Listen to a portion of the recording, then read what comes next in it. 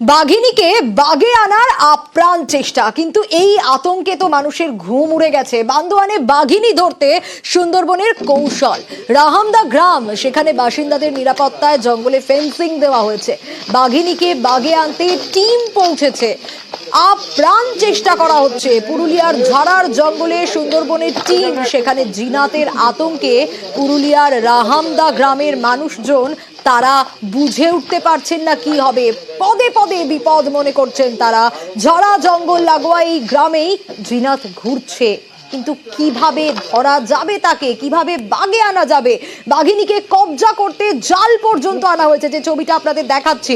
গ্রামবাসীদের নিরাপত্তায় গ্রামে বন দপ্তর। অর্পণ রয়েছে, সরাসরি নজর রাখবো এই মুহূর্তে ঠিক কি পরিস্থিতি। অর্পণ, বাগে আনার চেষ্টা তো করা হচ্ছে, কিন্তু খাঁচায় কি আদৌ ধরা দেবে? কারণ ইতিমধ্যেই যে টোপ দেওয়া হয়েছিল সেই ছাগল না খেয়ে গৃহস্থের ছাগল খেয়ে চলে গেছে ইতিমধ্যেই।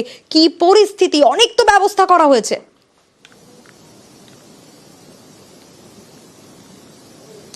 দেখো, এই রাহামদা গ্রাম যে রায়কা পাহাড় ছিল, রায়কা পাহাড়ে তার অবস্থান ছিল, সেই রায়কা পাহাড়ের পাশেই এই রাহামদা গ্রাম। এবং এই রাহামদার পাশেই যে জঙ্গল রয়েছে সেই জঙ্গলে তার অবস্থান। এবং আজ দুপুরে সে হঠাৎই এই রায়কা পাহাড় থেকে বেরিয়ে রাহামদা গ্রামের যে গবাদি পশু রয়েছে তার উপর আক্রমণ করে এবং সেখানে বেশ কয়েকটি ছাগলের মৃত্যু হয়। একটা গরু এখনো পর্যন্ত নিখোঁজ রয়েছে। এরপরেই বন দপ্তরের তরফ থেকে সুন্দরবনের যে পদ্ধতি সেই পদ্ধতি অ্যাপ্লাই করা শুরু হয়েছে। কারণ এই যে রাহামদা গ্রাম রয়েছে সেই গ্রামের চারিদিকে ফেন্সিং এর কাজ শুরু হয়েছে। তুমি জানবে সুন্দরবন থেকে যে 4 বিশেষজ্ঞ আনা হয়েছে তাদের পরামর্শে এই গ্রামের মানুষজনকে সুরক্ষিত করার জন্য এই ফেন্সিং এর নেট। কিন্তু বাঘিনীকে কিভাবে আয়ত্তে আনা হবে বা নিজেদের আয়ত্তে, নিজেদের কবজায় নেওয়া যাবে সে বিষয়ে কিন্তু এখনো পর্যন্ত পরবর্তী পদক্ষেপ কিছু বন দপ্তর থেকে জানা যায়নি। এর যে ভৌগোলিক অবস্থান, সেই ভৌগোলিক অবস্থান দেখে অবশ্যই আমাদের নজর থাকবে। পাহাড়ের সাইডে যে ভিলেজটা আছে, ভিলেজটাকে ব্যারিকেড করে দেওয়ার চেষ্টা করছি আমরা। জাল দিয়ে ব্যারিকেড করে এই গ্রামটাকে বাঁচানো যায়।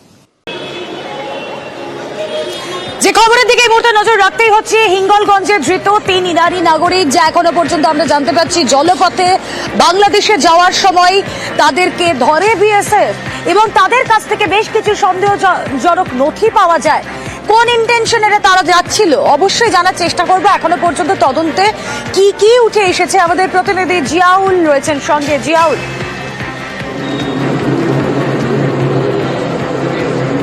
দেখো রুমেলা, একেবারে বাংলাদেশে যাওয়ার ছক কষছিল ইরানি 3 যুবক, অর্থাৎ একেবারে জলপথ, অর্থাৎ হিঙ্গলগঞ্জের হেমনগর কোস্টাল থানা এলাকা থেকে তারা জলপথ দিয়ে সেখান থেকে বাংলাদেশে ঢোকার চেষ্টা করছিল 3 ইরানি যুবক। তারা কিন্তু দীর্ঘ কয়েক বছর ধরে ভারতের মাটিতে বসবাস করছিল, কখনো কলকাতা কখনো দিল্লি, এবং সেখান থেকে তারা একেবারে জলপথ দিয়ে তারা বাংলাদেশে যাওয়ার চেষ্টা করছিল। তখনই বিএসএফ এর সন্দেহ হয়, বিএসএফ তাদেরকে আটক করে জিজ্ঞাসাবাদ করে এবং কেন তারা বাংলাদেশে অবৈধভাবে যাচ্ছিলেন, অর্থাৎ জলপথ দিয়ে কেন ব্যবহার করছিলেন, তাদের কাছ থেকে বেশ কিছু ইরানি নাম্বার এবং প্রচুর বাংলাদেশি ফোন নাম্বার তাদের কাছে রয়েছে, প্রচুর নথিপত্র রয়েছে। কি উদ্দেশ্যে তারা একেবারে বাংলাদেশের দিকে যাচ্ছিল, কেন তারা ভারত অর্থাৎ জলপথ দিয়ে যাচ্ছিল, সেই প্রশ্ন ইতিমধ্যে উঠতে শুরু করেছে। এবং তারা যারা এখনো পর্যন্ত ইরানি 3 যুবক, তার স্পষ্ট দাবি তারা কাপড়ের ব্যবসা করতেন এবং কখনো দিল্লি কখনো কলকাতায় তারা ঘাঁটি গেড়েছিলেন এবং তারা সেই জলপথ দিয়ে একেবারে হিঙ্গলগঞ্জের হেমনগর থানা দিয়ে রায়মঙ্গল নদী হয়ে তারা কিন্তু বাংলাদেশে ঢোকার চেষ্টা করছিলেন। তখনই বিএসএফ এর নজরদারিতে তারা সেখানে ধরা হয় এবং তার জিজ্ঞাসাবাদ করার পরেই কোস্টাল অর্থাৎ হেমনগর কোস্টাল থানাতে পুলিশের তুলে দেওয়া হয়। কি উদ্দেশ্যে যাচ্ছিল, কেন বাংলাদেশে যাচ্ছিল, সব প্রশ্ন জানার চেষ্টা করছেন ইরানি 3 যুবকের কাছ থেকে। কিন্তু তারা বেশ কিছুদিন ধরে বাংলাদেশে তারা নাম্বারে ফোন করছিলেন, বাংলাদেশের বেশ কিছু ফোন নাম্বার পাওয়া গেছে, ইরানের বেশ কিছু ফোন নাম্বার তাদের কাছে রয়েছেন বলে এখনো পর্যন্ত প্রচুর নথিপত্র তাদের কাছ থেকে সংগ্রহ করেছে বিএসএফ। বলে কি উদ্দেশ্যে যাচ্ছিল সেটা জানার চেষ্টা করছে হেমনগর কোস্টাল থানার পুলিশ। রুমেলা, কিছু মানুষ তারা মাথা গোঁজার ঠাঁই পাবেন, হ্যাঁ সেটাই নিশ্চিত করা হয়েছে রাজ্য সরকারের তরফ থেকে। বাংলার বাড়ি, আপনারা জানেন যে কেন্দ্র সরকারের মুখাপেক্ষী হয়ে আর রাজ্য থাকেনি, তাই মাথা গোঁজার ঠাঁই, ওই যে বললাম বাংলার বাড়ির জন্য রাজ্য সরকার নিজেই টাকা দিচ্ছে এবং আগামী বৃহস্পতিবারের মধ্যে অর্থাৎ 26শে ডিসেম্বরের মধ্যে প্রথম ইনস্টলমেন্টের যে টাকা তা দিয়ে দেওয়ার কথা বলা হয়েছে পঞ্চায়েত দপ্তরের তরফ থেকে। কিভাবে হচ্ছে সেই কাজ, জেলায় জেলায় তৎপরতা কতটা, আসুন দুয়ারে রিপোর্টারের শুরুতেই কথা বলি। আমাদের রিপোর্টার সোমরাজ বন্দ্যোপাধ্যায় রয়েছেন সঙ্গে। সোমরাজ,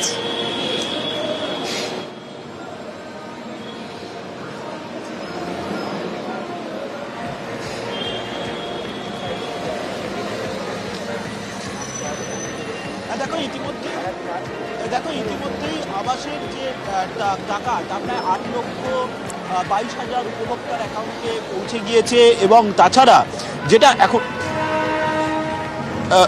তাছাড়াও যেটা দেখা যাচ্ছে যে এখনো পর্যন্ত জেলা শাসকদের যা নির্দেশ দেওয়া হয়েছে সেখানে বলা হয়েছে যে 26শে ডিসেম্বরের মধ্যে যাতে আবাসের টাকা অন্তত যারা উপভোক্তা অর্থাৎ প্রায় 12 লক্ষ উপভোক্তা তাদের অ্যাকাউন্টে আজ পর্যন্ত এখনো পর্যন্ত যা পরিসংখ্যান সেখানে দেখা যাচ্ছে 8,22,000 বেড়ে গিয়ে প্রায় 9 লক্ষের কাছাকাছি উপভোক্তাদের অ্যাকাউন্টে টাকা পৌঁছে গিয়েছে। অন্যদিকে যারা টাকা পাচ্ছেন অর্থাৎ যে সমস্ত উপভোক্তারা টাকা পাচ্ছেন সেক্ষেত্রে প্রথম কিস্তির টাকা পাওয়ার পর বাড়ি তৈরির প্রতিও নজরদারি করবে ব্লক স্তরের আধিকারিকরা।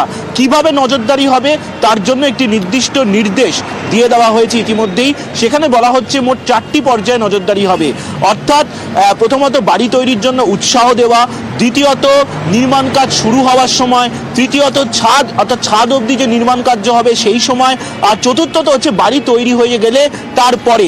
এই 4টি পর্যায়ে নজরদারির কাজ হবে এবং গোটা নজরদারি কাজটি করবেন গ্রাম পঞ্চায়েতের আধিকারিকরা। তুমি জানো যে গত সপ্তাহের মঙ্গলবারই মুখ্যমন্ত্রী মমতা বন্দ্যোপাধ্যায় এই আবাসের প্রথম কিস্তির টাকা 60,000 টাকা দেওয়ার আনুষ্ঠানিকভাবে প্রক্রিয়া শুরু করেন এবং তারপর থেকে এখনো পর্যন্ত এক সপ্তাহ কেটে গেছে, কিন্তু 8,22,000-এর বেশি উপভোক্তাদের অ্যাকাউন্টে টাকা পৌঁছেছে। যেহেতু সংখ্যাটা প্রায় 12 লক্ষ, কারণ তুমি জানো 11 লক্ষ যারা গত 3 বছর ধরে অপেক্ষা করে আসছিলেন আবাসের টাকা পাওয়ার জন্য, আর বাকি 1 লক্ষ যেটা অন্তর্ভুক্ত হয়েছে তালিকায়, তার মধ্যে রয়েছে সাম্প্রতিক সময় যে প্রাকৃতিক বিপর্যয় হয় সেই সময় যাদের মাটির বাড়ি ভেঙে গিয়েছিল, এবং তাছাড়া সরাসরি মুখ্যমন্ত্রীতে যারা অভিযোগ জানিয়েছিলেন তাদের নাম। এটাই একটা পজিটিভ বিষয় দিয়ে আমরা দুয়ারে রিপোর্টটা শুরু করলাম যে আগামী বৃহস্পতিবার 26শে ডিসেম্বরের মধ্যে বাংলার বাড়ির প্রথম কিস্তির টাকা তা চলে যাবে অ্যাকাউন্টে। আমরা পরের খবরের দিকে নজর রাখবো। সেই পরের খবর একটু আশঙ্কার জায়গা তৈরি করে দিচ্ছে। সেই আশঙ্কা কি নিয়ে? এবিটি আনসারুল্লাহ বাংলা টিম তাদের কি কাজ ছিল তা কিন্তু ধৃত সাব শেখকে জিজ্ঞাসাবাদ করে বেশ কিছু চাঞ্চল্যকর তথ্য তাকে জিজ্ঞাসাবাদ করে উঠে আসছে। এমন কিছু তথ্য যা শুনলে সত্যি আপনার চক্ষু ছানা বড়া হয়ে যেতে পারে। এই যাদেরকে নিয়ে কাজ হতো তাদেরকে নিয়ে সুইসাইড স্কোয়াড বানানো হতো, তাদের মগজকে ব্যবহার করে সুইসাইড স্কোয়াড বানানো হতো। বাংলাদেশ থেকে আইডি নিয়ে আসার পরিকল্পনাও ছিল তাদের। আসুন আরো কি জানা যাচ্ছে জিজ্ঞাসাবাদ করে সাব শেখকে জানাবেন আমাদের প্রতিনিধি প্রণব রয়েছেন সঙ্গে। প্রণব,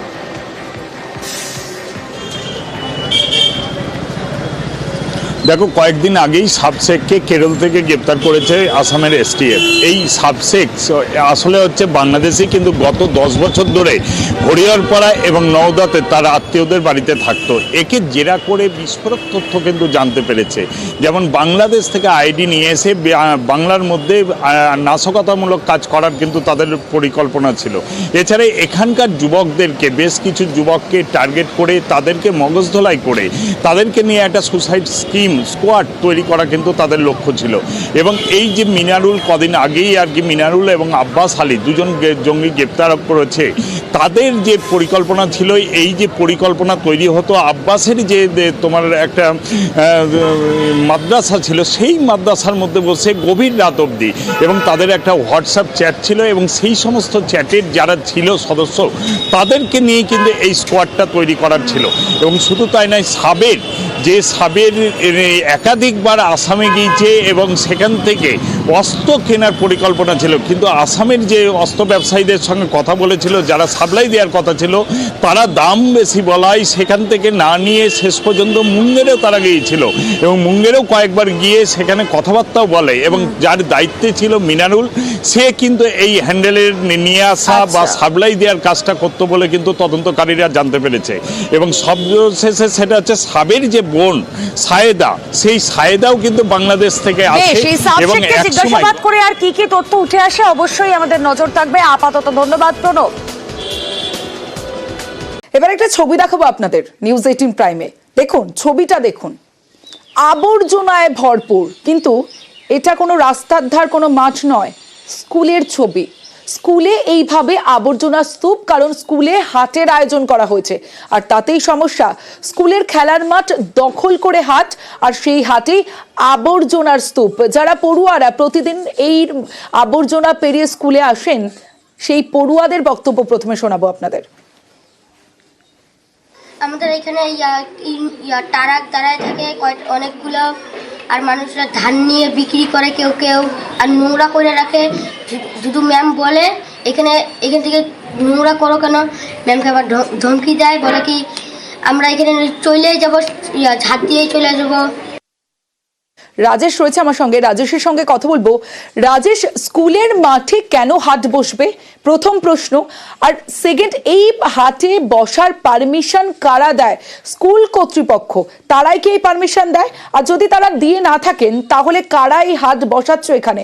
স্কুল কর্তৃপক্ষ কেন কোনো ব্যবস্থা নিচ্ছে না? দেখো, মাথাভাঙা 2 ব্লকের ঘোকসাডাঙ্গা এলাকায় এই 19-20 নিম্ন বুনিয়াদী বিদ্যালয়ের মাঠে কিন্তু সপ্তাহে 2 দিন করে হাট বসে, যেটা স্কুল কর্তৃপক্ষের দাবি যে তারা সেখানে কোনো অনুমতি তারা দেয়নি, তাদের কাছে কোনো অনুমতি নেওয়া হয়নি, জোরপূর্বকই সেখানে হাট বসে এবং সেখানে নোংরা আবর্জনা জমে থাকে এবং সেই আবর্জনা সঠিকভাবে পরিষ্কার করা হয় না। এমনকি তারা এই বিষয়ে প্রতিবাদও জানিয়েছেন। বিষয়টি প্রশাসনের ঊর্ধ্বতন কর্তৃপক্ষকে, এমনকি জেলা প্রশাসনকেও জানিয়েছেন, কিন্তু তারপরেও প্রশাসনের পক্ষ থেকে কোনো ব্যবস্থা গ্রহণ করা হচ্ছে না। দিনের পর দিন এভাবে আবর্জনা জমে থাকছে। এমনকি স্কুল কর্তৃপক্ষ কিন্তু মাঝে মধ্যে নিজেদের চেষ্টায় লোক রেখে টাকা দিয়ে সেটা পরিষ্কার করান, তবে স্কুল কর্তৃপক্ষের এই দাবি কিন্তু পুরোপুরি স্বীকার করেনি স্থানীয় প্রশাসন এবং ব্যবসায়ী সমিতির যেটা দাবি যে তারা কিন্তু সেই নোংরা আবর্জনা মাঝে মধ্যেই পরিষ্কার করান। তবে হাট কাদের পক্ষ থেকে বসছে, সেটা ব্যবসায়ী সমিতির পক্ষ থেকে বসছে বলে আমরা জানতে পারছি। তবে পেছনে কার মদত রয়েছে এবং কেন এটা করা যাচ্ছে না, সেই বিষয়ে কিন্তু প্রশাসনের পক্ষ থেকে কোনো সদুত্তর মেলেনি। বেশ, আজকে দীর্ঘদিন থেকে এই সমস্যায় আমরা জর্জরিত। আজকে তো তবু আপনি দেখতে পাচ্ছেন যে মাঠটা পরিষ্কার। আমরা প্রত্যেক মাসে মাসে একজন লেবার দিয়ে আমরা 500 টাকা খরচ করে প্রত্যেক মাসে আমরা পরিষ্কার করাই। ওরা ব্যবসা বাণিজ্য করে যায়, ওরা একদিন আমাদের এই মাঠটুকুকে ঝাড়ও দেয় না, পরিষ্কারও করায় না। কারা ব্যবসা করে? এরা ব্যবসায়ী সমিতি। আমরা কিছু বললে উল্টো আরো আমাদের উপরে ব্লেম দেখায়। আজকে প্রায় অনেক দিন থেকে এই সমস্যা, আমরা ডিএম পর্যন্ত জানিয়েছি। মাঠটা আমাদের তো নয় স্কুলের, আমরা মাঠটা অনেকবার চেয়েছিলাম যে আমাদেরকে ব্যবসায়ী সমিতি আন্ডারে দিয়ে দেওয়া হবে।